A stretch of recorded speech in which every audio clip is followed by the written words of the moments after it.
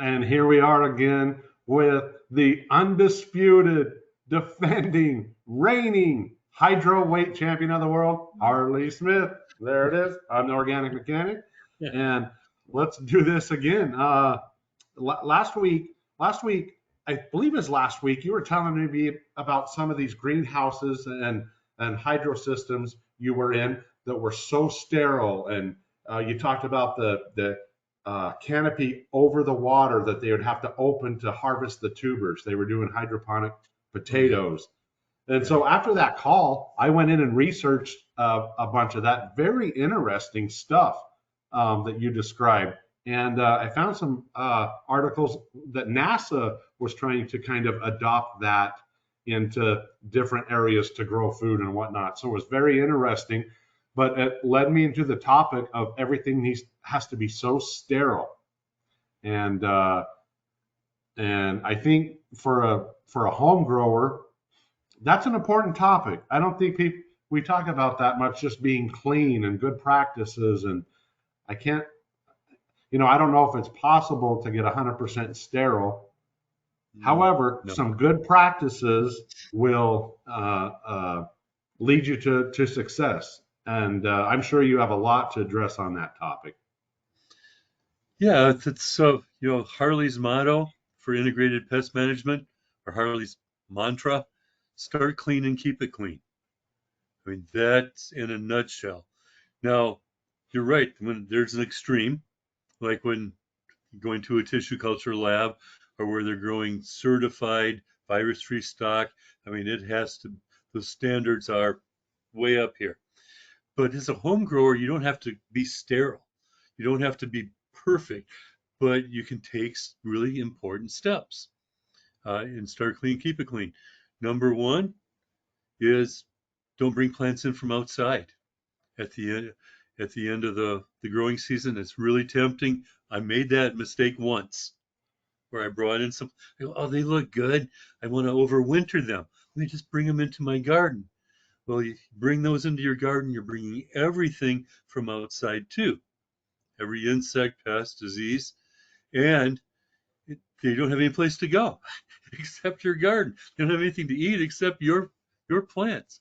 So it's not so you get more and more of an infestation over the course. So don't do that. The other is, I don't want to go into a whole thing here, but clean shoes. Always Hmm. change my shoes before I go into my grow. Don't wear my street shoes. If you went into a commercial facility, they would never let you wear your street shoes in. If they do let you wear your street shoes in, that will give you a clue where some of their problems are coming from. And change Oh, my good clothes point. too. It's another real simple for my indoor garden. I'm not trying to get sterile, but I change my clothes. I put on some of my street clothes. I put on my gardening clothes. They're normally freshly laundered right out of the closet. They don't go outside. I don't go in and out with them. They're my gardening clothes, comfortable, makes it more enjoyable. And then when I come out of my garden, they either go in the laundry or they go back in the closet. So those just three simple things right there. Clean Hmm. clothes, clean shoes, no plants from outside. And if you do bring in clones from an outside source, make sure it's trusted source, and take some extra steps for pre-treatment and scoping and scouting to make sure that there's nothing there. But if you just do those three things, it's not sterile by any means. But just doing those things alone, and some practices by growing really healthy plants, and you know how to do that, right? With the Yeah. biostimulants, grow high brix plants. Um, Over my 20 years, the first 20 years of growing, I'm up to 30 now, but I might have had a spray 3 times Wow. in 20 years. The first time was when I brought in plants from outside, you know. Then there's a couple other times where the plants were just genetically susceptible, a particular strain, to say powdery mildew. I had to do some spot treating there, and I think there was one time where I had some spider mites on some clones. That's where I learned about really scouting carefully, isolating. Mhm. But that was just, I got control of them pretty quickly with just some natural, insecticidal soap and horticultural oils, and something with azadirachtin, extracts from neem that Mhm. keeps them from growing up and laying more eggs. So I was able to at least break the reproductive cycle and keep them under control. But I guess if I was going to say three things, those are the top three, and you can eliminate at least 90% of the problems, if not more. Who would have thought those three things? It's so simple. I mean, those things are so simple and they're easy habits to get into. Just like you said, your shoes, your clothing, bringing plants in from outside. We should always be thinking about that, but it's so often overlooked. And I can't believe how easy that is. Another thing that I've learned is limit the amount of guests or traffic Oh, in your yeah. facility as well. That's a big point. I've seen some bad instances where, I mean, for crying out loud, you don't know what people are carrying on their shoes and clothes. And then this one always bothered me, and I used to see this all the time traveling around, is um, smoking cigarettes in the grow room. I mean, and it was such a common practice, and I don't care if people smoke or not, but I mean, you got to kind of look at some of these grow facilities as like a nursery, a baby nursery in the hospital.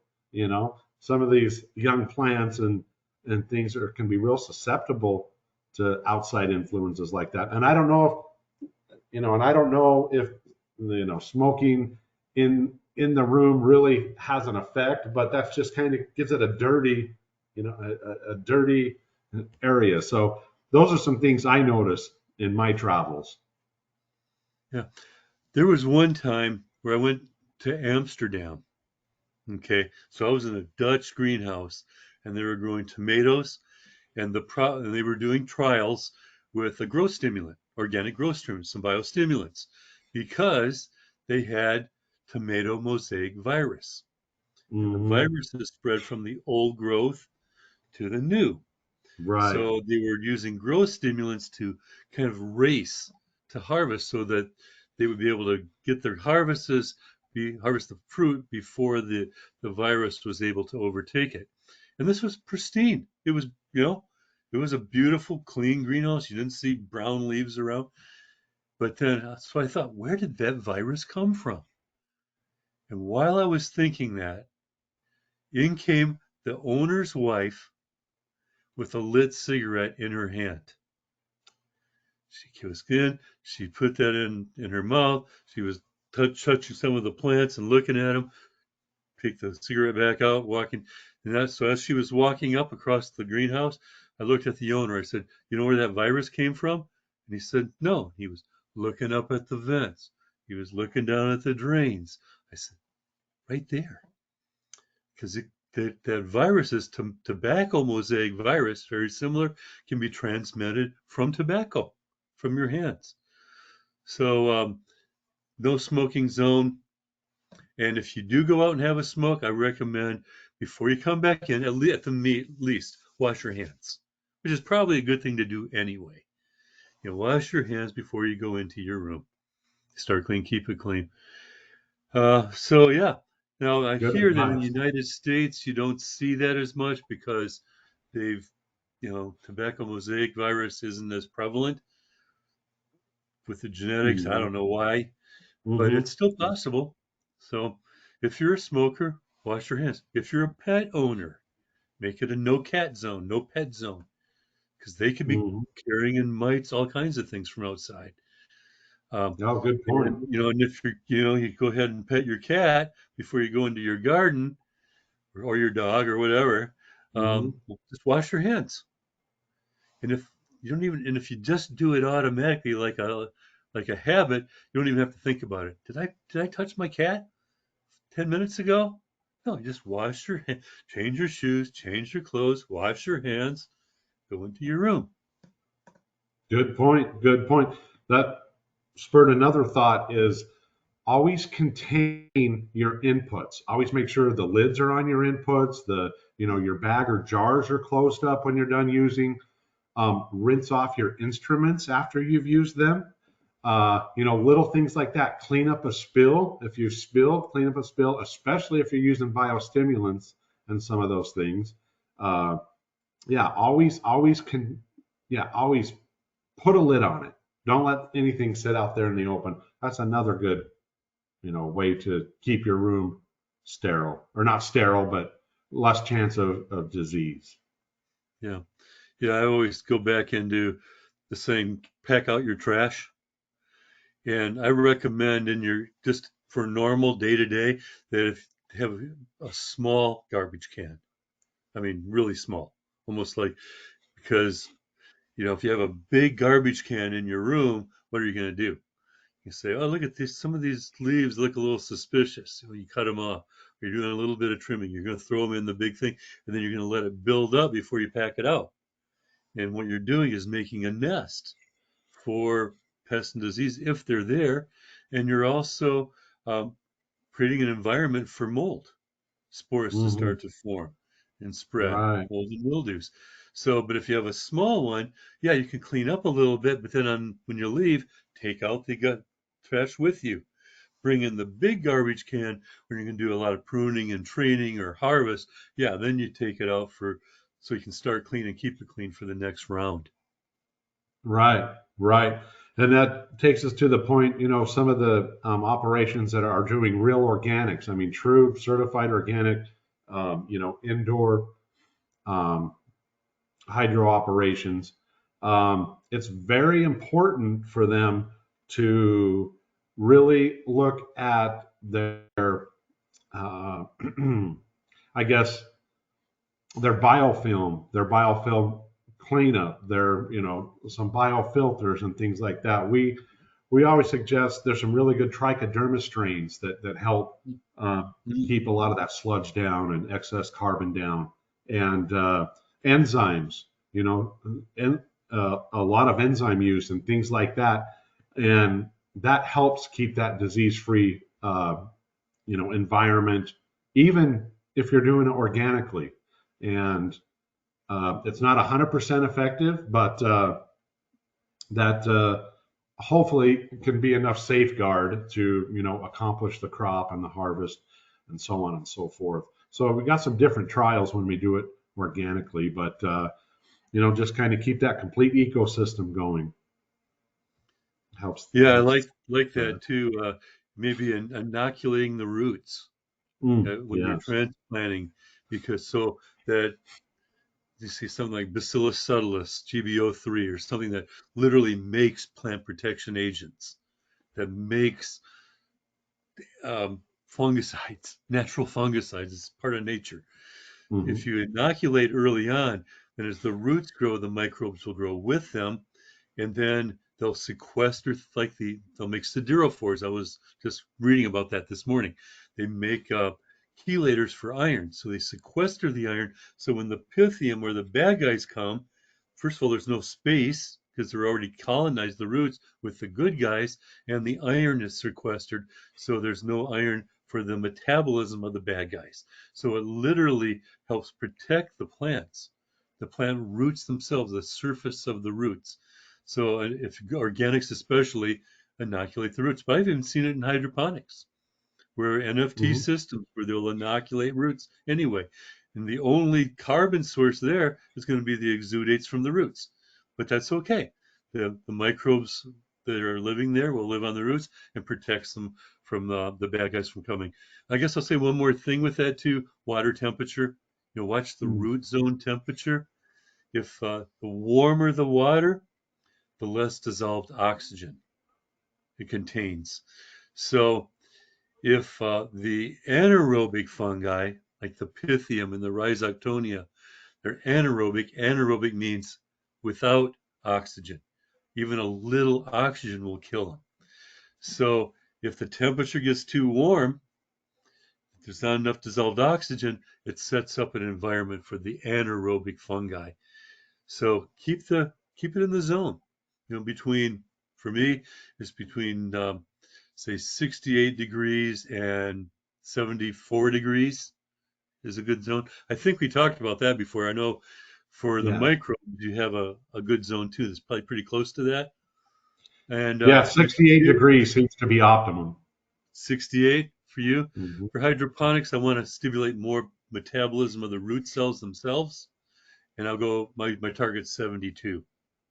But Okay. 68 is great. Lots of dissolved oxygen and enough warmth for cellular metabolism. Yeah, boy, that's another good point. Yeah, often overlooked. Yeah, the temperature often overlooked. And I mean, if you get some of that rhizoc or pythium, or sometimes, I mean, that's you can't do anything about it once it's reached a certain stage, and it's a tough one to deal with. Yeah. See it a lot. I like what you said about trichoderma, though, because that's actually a fungi that feeds and parasitizes other fungi. So we'll actually eat it. It'll eat that fungi and turn it into nutrients for the plant. It's, Yeah, yeah. yeah. Complete the ecosystem, just part of the biological cycle. That's what we Hmm. want to keep going. Yeah. The Now, let's go back. Deep water culture used to be very popular with a lot of our customers, and it seemed like they were always susceptible to quite a bit of other problems that you didn't see in a normal, or not a normal, just other setups for growing hydroponically. What have you learned about the deep water culture if not done correctly? Yeah, it's usually highly aerated, which is great, right? So the roots can be growing in the water because it's not overwatering that kills the plant, it's lack of oxygen. Okay. It's highly aerated. Now, if everything's perfect, it is a very it's a sports car. It just really pushes growth, fast growth, healthy growth. But if it gets a little out of balance, things can go south very quickly. And the only time I probably mentioned this before, but the only time I ever worked with a grower and failed with hydroponics was a deep water system. But in that case, they actually had a symbiont from the city water.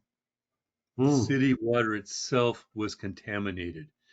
That symbiont was literally growing. It was a combination of an algae and a bacteria. It was growing in the RO filter. It was Hmm. growing on the gaskets in the deep water culture. It was growing in RO water. They had a big thing of RO water, super clean water.